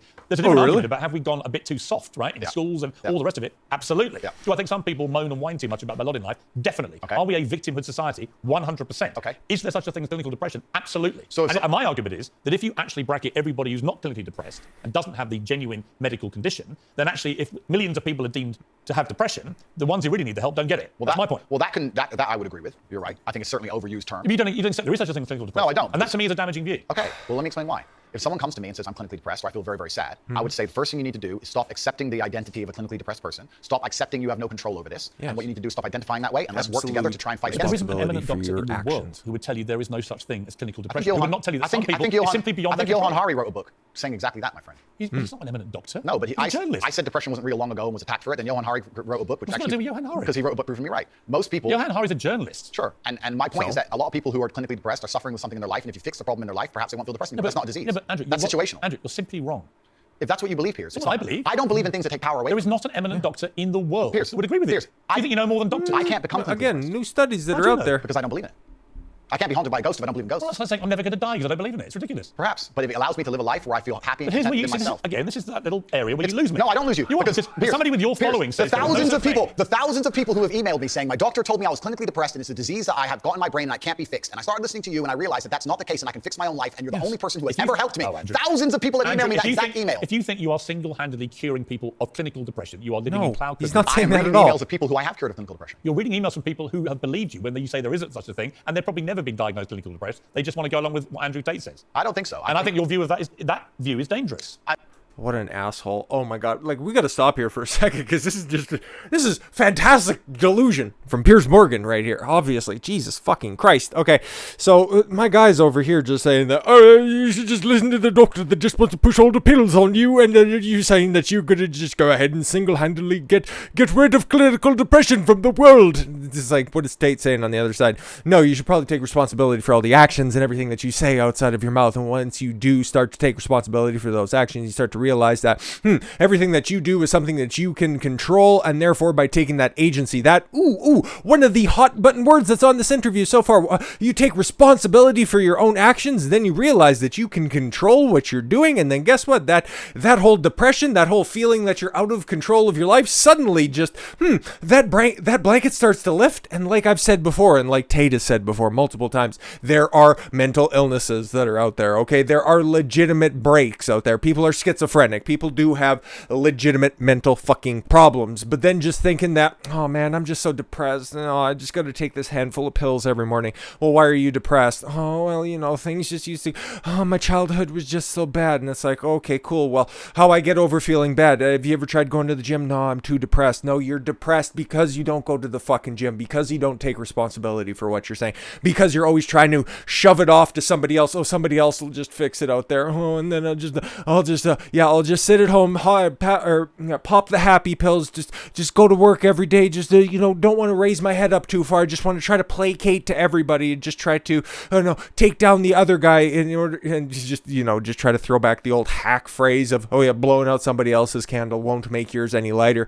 I don't know if Piers has ever heard that, but that's what he's trying to do here. And it's always so fucking cute when Piers tries to talk over him. Please let me interject. This motherfucker's been talking, I would say, honestly, paying attention to all this stuff, he's been talking what would you put it at? What would fair representation of this be? 65, 70% of the time it's been Piers Morgan talking, and then Tate trying to get in a word in edgewise. This is despicable interviewing. Jesus. I respect that you think my view is dangerous, and I respect you have the right to view that, to think that. I think that clinical depression, I actually agree with you, is massively overdiagnosed. I've already said that PTSD is a very real thing. I've already said... hang on. Okay. Again, you misquoted me. I did not say clinical depression is massively overdiagnosed. I said that people who claim to be depressed but don't have clinical depression, I think that is massively overblown, right? In other words, there are a lot of people who just have a bad day and declare, I've got depression. And I say, well, have you been to a doctor? Have you been clinically diagnosed? If you have, and you have clinical depression, that's one thing. But if you haven't, we could probably work on some mental strength and resilience skills with you. But a clinically depressed person has an absolutely proven medical condition that is beyond their control. Not according to me and many others, my friend. Well, look, what do you know about it, honestly? I know. You're not a doctor, you're not trained, are you? I'm not a doctor. You're not a psychiatrist, you're none of those things. Sure. You're a guy on the make, he's done very well for himself, spouting stuff off, much of which I agree with, as you've seen in the interview. But some of which is ludicrous, and that's one of them. It's not ludicrous. It is. It's not. You said to me, we're in a victimhood society, it's got to stop. I'm with you. Okay. But the moment you try and deny clinical depression... I believe feeling depressed is real. Yes. I do not believe it's a disease that you catch from the sky and you cannot affect. I believe that no matter what happens, I believe you have control of your own mind and you can fight against it. I believe if you change your circumstances in your life, you may feel different. I'll give you a quick example. I had a guy who emailed me saying he was clinically depressed and he was going to kill himself. I obviously am not a psychiatrist, I'm not a doctor. I told him, because I replied to my emails. I said, have you been to a psychiatrist? He said, yes, I'm clinically depressed. I've been on these pills, this amount of time. I'm on antidepressants, it doesn't work. I said, I don't know what to say to you besides this. And he said he lost his girlfriend, that's why he became clinically depressed. I said, listen, go to the gym, get a six-pack first. Once you've got a six-pack, email me again. If you still feel like killing yourself, I don't know what else to say to you. I'd say, strong body is a strong mind, go train. He went, he started sending me progress pictures, emailing me him getting in better shape, and eventually got six-pack. He's now a professional bodybuilder. And he said, I can't believe I was considering that. I feel so much better, etc. The doctor was telling him he was clinically depressed and couldn't cure it. He started taking control of his own life, and now he felt better. Now, I'm not saying it's the case for everybody. No. I'm just saying. Here's my question. Have you seen the guy's medical records? Of course not. I just told you this. So you're just taking his word. I'm taking the word of a man who emailed me with a bunch of medication and specific. You're denying proven science because one guy writes to you who you help, and you've not seen any evidence he ever had clinical depression diagnosed. I'm denying the idea that... And on the back of it, you go on your rants in public to tens of millions of people denying something because this guy writes to you and says he had it and you cured him. And I think that's a dangerous mindset, Andrew. That's fine. And that's where you don't have a responsible view of your influence over Disagree. people. It's very responsible because I'm saving people's lives. I disagree that if you feel depressed, I disagree that you cannot affect it and change your life and take control and fix yourself and feel happier. I disagree with that. I refuse to accept that there are people out there who cannot become happy, contented individuals. I refuse to accept we live in a world where God has created people who, no matter how hard they work and how good their life becomes, can't be happy. I don't accept that. I accept that the universe is a very giving place and that God loves all of us. And if you try your best and you work hard, you can become a better person. And I also will argue with you, and I'll counter the point that you sitting here on your platform telling people they have clinical depression, there's nothing they can do about it, is far more dangerous. Okay, well then, if they have clinical depression... Why do you misquote me? No, because you're saying... being misquoted. No, you're saying if people have clinical depression... They have nothing to do about it. They go to a doctor and they get diagnosed and they get help. Then I would argue the point that if somebody... It's the opposite of what you just said I said. I would argue the point that if somebody has depression of any kind, whether it's clinical, whether it exists or not, whether they feel depressed or not, whatever, that taking control of their life, taking personal responsibility and working hard is always going to be the positive, best thing they can possibly do for their life going forward. How positive is it? Just one thing that I'd like to interject here for a second. Okay, how many people do you actually think have been helped by Andrew Tate's type advice? Okay, because a lot of people have been speaking on extreme personal responsibility. I got Jocko Willnick's book, the first one that's been out there for years at this point. Okay, taking control of your life, something that just about every fucking self-help guru has talked about for decades at this point. Okay, going all the way back to Jim Rome types. Okay, Dale Carnegie types. Okay, controlling everything that is under your umbrella of control. Okay, how many people have been helped from that advice? How many people have been cured of their depression based on that? But you take a look at the other side, what Piers Morgan is advocating for. Oh, just get on a bunch of pills. Just go down there and get diagnosed. How many people have been cured from those antidepressants? And how many of those people have continued to just up their dosage, keep changing pills all the time? I'll wait. Sitting here saying, I don't believe in clinical depression. You don't believe in depression. No, I don't. I believe that people can take control and fight against things. Right. I believe in personal sovereignty. Right. Fine. Good. So we agree. No, we don't. Yes, we do. No, we don't. Piers, you're on my side. Afraid of being cancelled along with me. I agree with you from the start. I agree with a lot of what you said. Completely. So I'm taking you to task over the stuff I don't agree with. Sure. And I'm just not sure you understand why. 3 points in 45 minutes. Which is quite minutes. revealing. Let me talk to you about Alex. Let me talk to you about Alex Jones, right? Oh, who I have a bit boy. of history with. He tried to get me deported from the United States. Oh, did he? Yeah. What is your view of Alex Jones? I think that Alex Jones is a sovereign individual who, very much like the rabid left, deserves a chance to speak on his points of view. I think that the truth on issues is usually somewhere in the middle between two extremes. And So you think Sandy Hook was staged? I don't know anything about Sandy Hook. Really? You know he's just been sued by the families for millions and millions. I have no idea. There's a dog shit fucking bunch of lawsuits that are going on right now, and I wish I knew more about that situation. I've seen a couple of days of the court cases, but trying to drag, because I know where he's going to be going on this one, okay, because Andrew Tate's been on InfoWars a couple of different times. I think he was in studio a couple of different times, and then he's also recently been on there. He had about an hour-long interview. It was very good. And Alex Jones, he is many, many, many things, but he is I think he's the best... He is the best representation of 100% distilled charisma that you're ever going to see in an individual. And to see those two people there discussing topics at the same time, it's a sight to behold. But Alex Jones is many things, but a danger to society. Okay, somebody who is getting sued and pilloried and dragged through the court system worse than the actual school shooter, who, again, does anybody even know who the school shooter and the guy who actually shot up Sandy Hook is? Yeah, because that name has been definitely just jettisoned from the public, okay? And how many millions and billions of dollars is InfoWars and Alex Jones personally going to get dragged through the mud from? And why is this even relevant to bringing up Andrew Tate? It's almost like he's trying to smear him once again. You're a misogynist. No, let me lay out my very long, detailed description of why everything that I'm saying is what I believe in, but no, you're just going to go ahead and take the least charitable interpretations. I'm just going to dispel all of your concerns associated with it, and then, yeah, just continue to plow through with your already pre-canned responses. Despicable, disgusting, and, yeah, it's going to get worse. You don't know anything about it? No. So why would you support someone in public? You know nothing about the most infamous When thing have I attached to supported it. him in public? You have supported him in public. I've been on his podcast. Yeah, but you said nice things about him. I say nice things about lots of people. What do you think about Alex Jones? I said nice things about you, Piers. That's fine. So you should. Nice person. To sit and say that I've been on a podcast and I say nice things about But you him, said I you support his right to speak about things like Sandy Hook. I don't know Sandy Hook. I don't know. And You know what it was? It was a mass shooting. Of school children. Okay, but to sit and And it's actually no. Let's stop for a second. Please don't interrupt me. Here's why I know why you're good at your job. First, you interrupt people a lot, which is good. It's a good skill, Actually, and you're right. And you're completely right. But here's and the timing's good. Here's exactly what I do. I only interrupt people like you when you either refuse to answer the question or answer a completely different one. Sure. And I want to remind you of what the question is. Fair, or fair. when you misquote me back, which you've done repeatedly through the interview, where you say, Piers, you agree with me. And the viewer who's been watching will go, no, he didn't. Cool, no problem. The other thing you do. We'll go through the comment section after this, but I think Piers Morgan is missing this stuff because, again, he knows exactly what he's going to say, and Andrew Tate doesn't even have to be there at this point. You try and set these traps like now. So you're saying What's the trap you think I'm setting? You're saying that I agree with every single point of view a man has. I literally didn't say that. You're saying, well, you support Alex Jones. Why did you misquote me? Because you're saying you support Alex Jones, and you said you've been on his podcast, and he said this. I don't know. What do you think of Alex Jones? I don't know everything he said. What do you think of him? Alex Jones has the right to say whatever the fuck Alex Jones wants to. That's exactly the fucking point. There's this thing called the First Amendment, but right now it's getting trampled on by a bunch of, let's just say, politically motivated judges that are out there that just levy default judgments and then just put up these arbitrary restrictions because, well, they just want to see Alex Jones punished.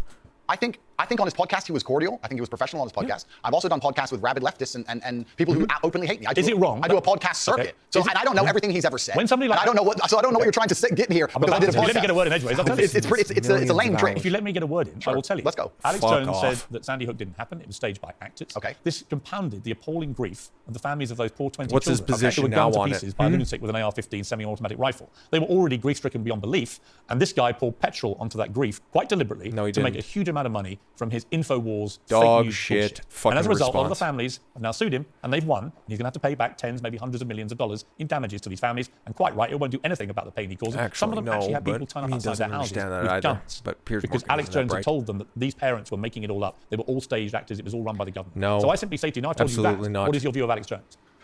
I don't see why any of that has to do with me. Yes. It's very interesting. I've done the guy's podcast. I know him well. He was professional and courteous to me. When I meet somebody and they show me respect, I show them back. Respect. That's what I do, as I did with you. You respect him?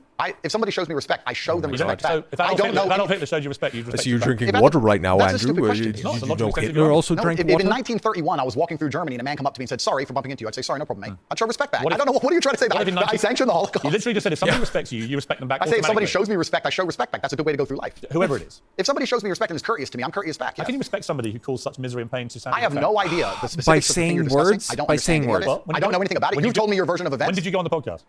I was on the podcast about four times in the last 4 years. I did one So relatively recently. 2019. Four times you went on Alex 2020? Jones' podcast. Correct. Promoting him, helping him make I don't money. think it was promoting and helping him because Well, it's his podcast. Well, yeah, but I've been on the podcast of people who absolutely hate me. I've been on liberal left-wing podcasts. I've been on feminist That's podcasts. fine. And no, you just sat here saying I would like you to agree. Perhaps we can agree on this point that I'm not feminist. I go on feminist podcast. I do a podcast circuit. I do You're not five- feminist? No, I don't know. What do you think a feminist is? Well, let's not change would subject here. Pierce, stay on the Fine, subject. you mentioned feminism. Completely. But you're trying to get away from the point because what you did is you're trying to say because I did a podcast, I sanction all of this person's views. And I'm saying I do 5 podcasts a week. I'm I do saying 5 podcasts a week and I don't sanction 100% of the views of any other person on the planet because I'm an individual and he has individual views, as do you. So I don't know why you're trying to come at me with one of his views and pretend that's something to do with it. It's a pretty big view. No, but it's a lame trick, Piers, and you're better than this. So let's move on. If Vladimir Putin had a podcast, would you go on it?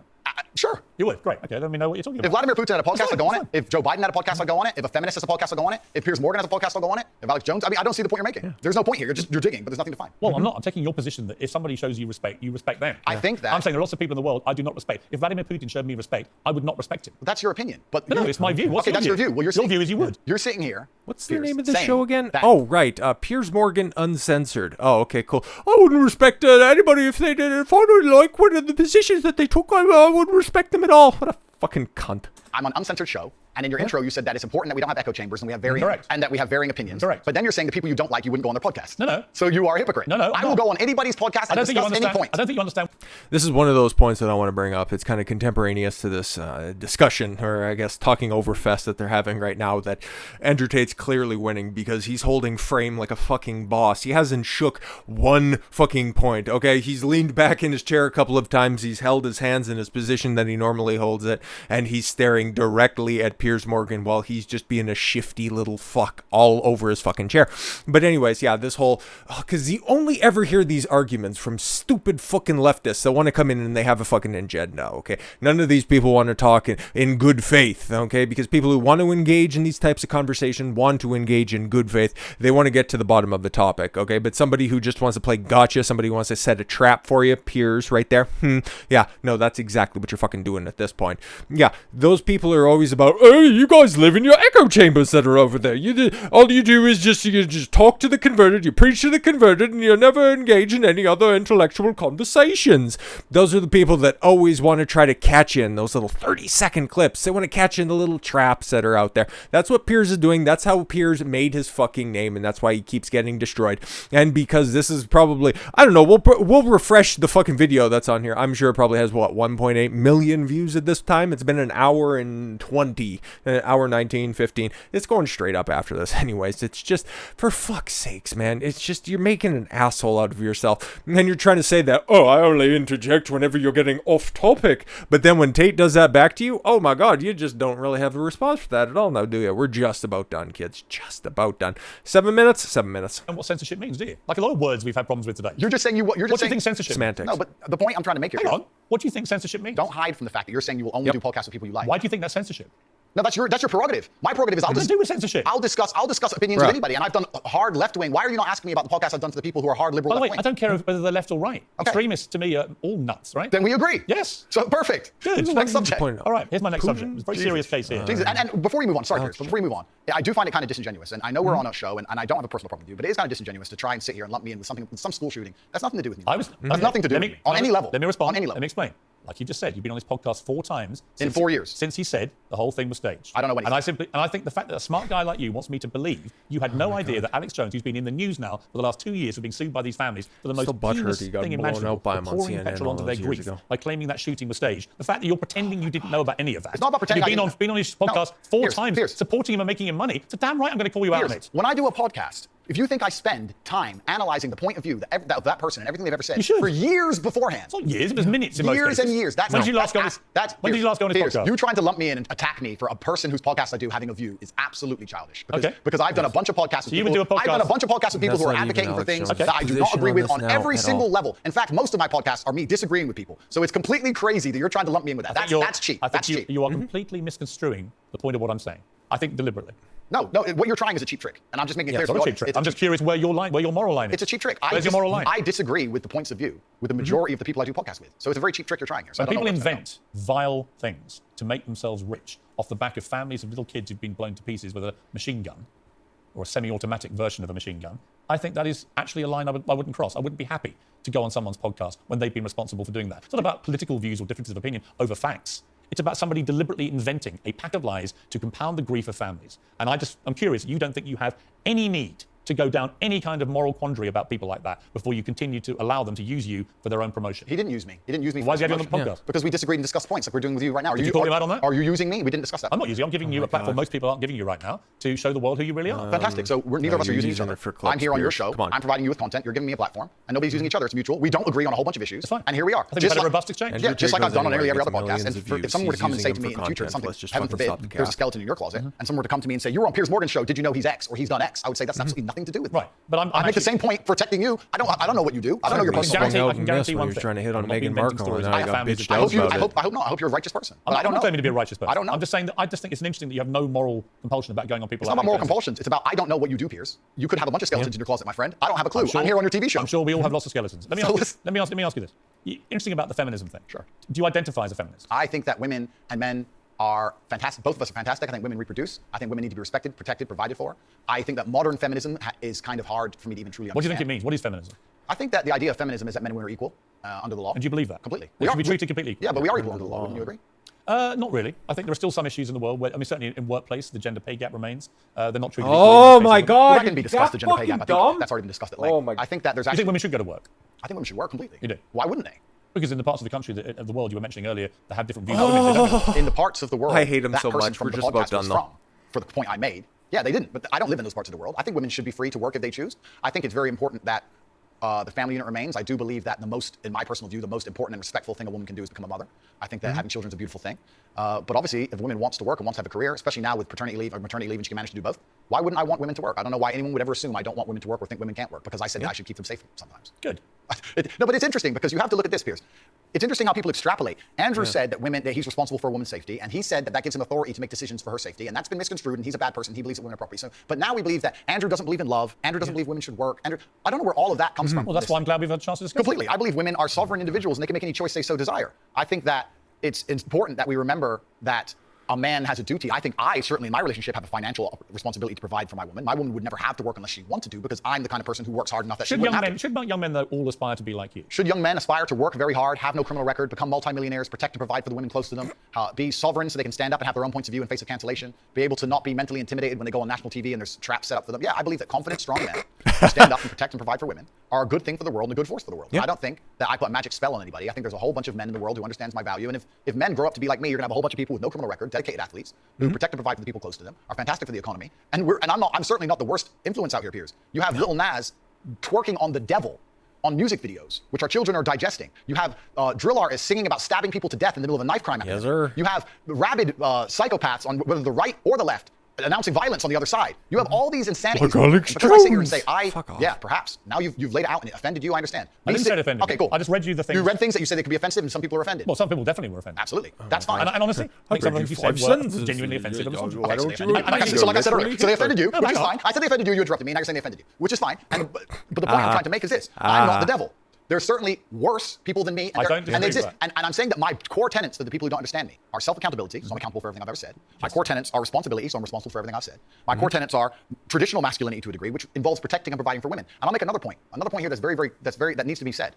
The number of women who have stood up and stuck up for me is ignored. Thousands of women are making videos saying, I've met Andrew Tate, he's such a nice guy. I wish I had a man like Andrew Tate who felt responsible to protect and provide for me. You know what? I do belong to my husband. That's why I married him and I love him. We ignore the thousands of women who stood up and stood by me and said everything I said is true. And we're taking a very vocal minority who have taken things I've said and are pretending to be absolutely and utterly devastated by them for some reason. All right. Yeah, and I'll just interject here because the last time that I did a big, long breakdown like this, the 3-hour-long final message breakdown, that one was taken down from YouTube temporarily for a couple of hours. It was taken down for no real reason, and then I just appealed it, and then it just went back up. Fucking weird how that stuff happens because it was pro-Tate, and I'm sure I'll probably have something go wrong with this one. Who really knows? I don't really care. I wanted to do this because I think that he deserves the proper interpretation because Piers Morgan obviously wasn't going to fucking give it to him. But it's weird, yeah. All of the women who actually have had interactions with Andrew Tate don't know did he fuck him? Don't know about that. Don't really care about it either. But the women who have spoken out in support of Andrew Tate, who have met with him, yeah, oh no, yeah, they just all get brushed away to the side. But the most ardent detractors that are out there have no idea. Have just only cursory knowledge that's out there. Just get the little snippets out there. The couple sentences that, oh, those are just indefensible. No. Here's my long, articulate, very well construed argument argument as to, here's the further context. Here's why those are not objectionable when you take a look at the grander context of things. But don't you just feel bad for the other people who felt bad about your statements? Oh my God, this is, it's really something, isn't it? Time out. Sure. You've had a good run there. Sure. An inquest this week found that a 14-year-old girl, Molly Russell, died from active I thought they were going to cut this out. And the negative effects of online content. The coroner said she was exposed to material that may have influenced her in a negative way, and in addition, what started as depression had become a much more serious depressive illness, and she very sadly took her life. That's absolutely disgusting. Right. Her father's campaign for better protections against potentially dangerous social media algorithms. Right. It says that the particularly graphic content she saw romanticized acts of self-harm, normalized her condition, and focused on a limited and irrational view without any counterbalance of normality. First of all, what is your response to that? Nothing to do with you. That's the first thing. Yeah, it is nothing to do with me. The fact that a 14-year-old girl took her life is truly sad. The world we live in today is. The fact that something like that happened is almost mind-blowing to me. That's truly sad. I actually feel sad inside to see something like that. It's disgusting. The fact that they just said it's romanticizing the gory element. I don't know what she was watching, some kind of suicide videos thing. I don't know where these things are created. You think the tech companies should be much tougher about stuff like this? No. I don't know what kind of things she watched, obviously. I have to be a professional here. I think that the tech companies need to do their best to protect people, I guess, to a degree. But it's a slippery slope, isn't it? And then they use this slippery slope to silence some people and to... Right, and I think it's a really fine line. It's a complicated line. It is very... I was interested when you did an interview with the Times, Hugo Rifkin, he's a very good journalist. We did a big interview with him, and it was interesting to me, his conclusion, because he kind of concluded that although he found a lot of the things he said... stick, so he just pivoted right off that. And offensive, and he didn't like them, and he didn't want to be that kind of person to say those kind of things. Nor could he actually work out exactly what you've done, which deserves mass wipeout by all the tech firms. I thought it was an interesting conclusion. I don't know the answer to that, other than the reason I mentioned the Molly Russell case, not because that has anything to do with you at all, and I reiterate that. Thank you. I simply ask you this. What has come clear to me in the interview is that a lot of things you say you wouldn't say now that you've said before. Well, I said differently, perhaps. Yeah, right. So to me, that's an acceptance.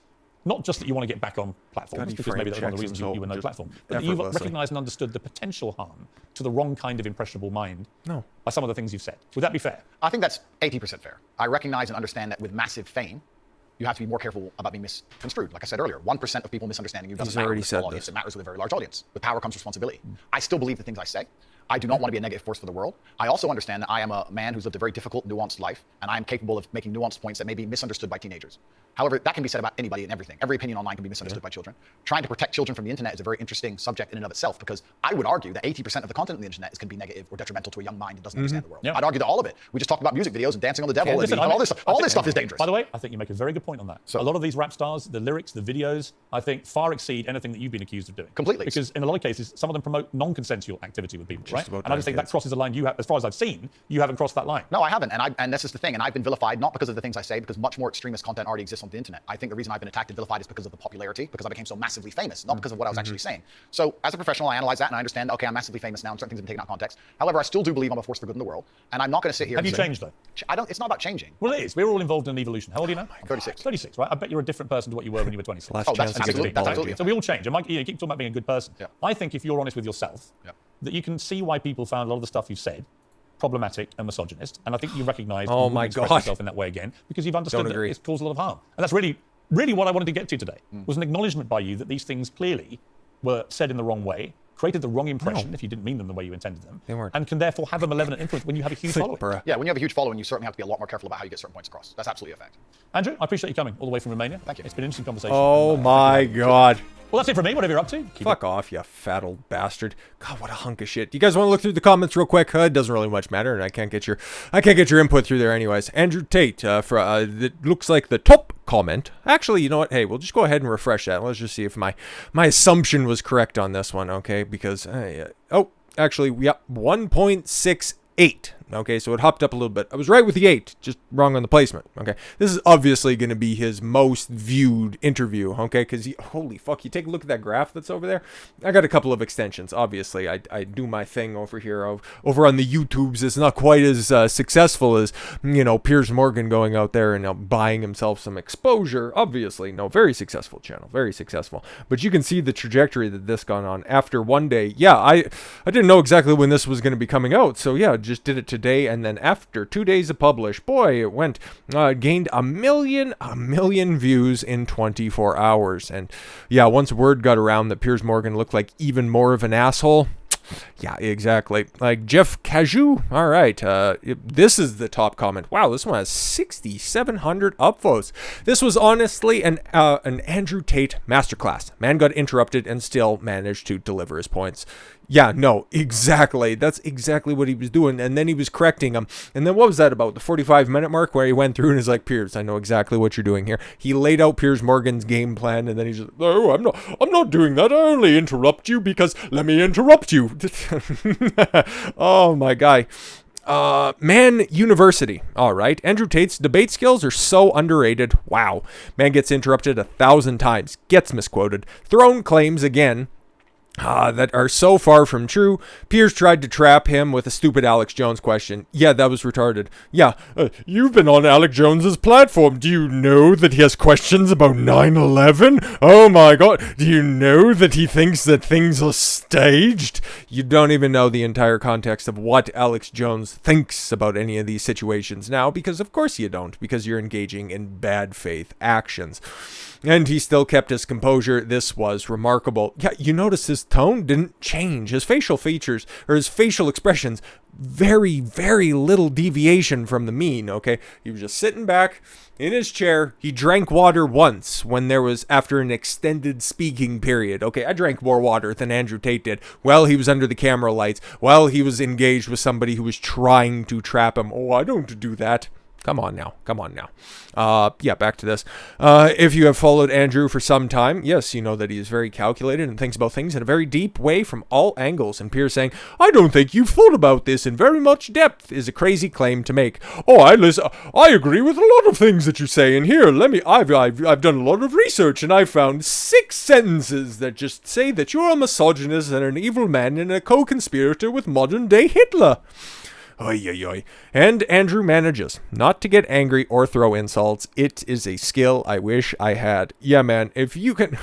And again, yeah, why would anybody listen to you? You're literally killing people with your views on depression. Yeah, okay, cool. Yeah, a terrible guy to take examples from. Somebody who just sat in the fucking hot seat for over an hour, listened to his absurdities. One of the first things that Piers Morgan said about Andrew Tate was, oh, his misogynistic views. And then what? He would go on, oh, I've got all of these things that you've said before, and we've got clips that we can play that prove that you're a misogynist. You think that women are property. No. Okay, you're just being a spurg right now. Here, let me just lay everything out for you. He did that, and he's like, well, do you wish as you said that different? Did you know that people were going to take that wrong? Yeah, exactly. Piers Morgan had an agenda. Piers Morgan was trying to get that little clip. He was trying to go viral with this. But guess what, my guy? You went viral. But, hey, guess what? Look at all of the fucking comments. We'll just read a couple more of these. You're going viral for all the wrong reasons. Andrew Tate, younger women are hotter because of their purity. Piers Morgan, so you're telling me older women are bad people. Oh my God, Piers. Exactly. It's the perfect analogy. This was his Cathy Newman interview. So you're saying, well, not going to have quite that catchy of a little hook, okay, but this is going to go down in infamy, and I think it's definitely going to be the pivot point for Andrew Tate going forward, because he looks honestly fucking great coming out of this, and I couldn't be happier for him, because like I've stated before, I'm a big Andrew Tate guy. I think that it's kind of hack to say, and it's one of those things that goes around there on the internet, and it's like, well, oh yeah, you're a teenager if you think that, oh yeah, if you just say Andrew Tate speaks a lot of facts. We've listened to, especially on this channel, in totality, just about 3 hours of him communicating, and I haven't found anything objectionable so far. And if you know, hey, if you've taken a look at my podcasting history and everything that I've listened to of him, it's hours and hours and hours, tens of hours, dozens of hours at this point, and I haven't found anything terribly objectionable. Hopefully that clears up any sort of misgivings that you might have had about the man before.